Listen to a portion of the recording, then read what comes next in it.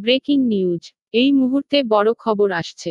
উত্তর কলকাতা থেকে দক্ষিণেশ্বর মেট্রো স্টেশনে খুন হয়েছেন একজন ছাত্র। জানা গেছে দল ছাত্রদের মধ্যে বচসা বেঁধে যায়। প্রকাশ্য দিবালোকে সংঘর্ষ হয়। ছুরিকাহত হয় একজন ছাত্র, যাকে হাসপাতালে নিয়ে গেলে ডাক্তারবাবুরা মৃত বলে ঘোষণা করেন।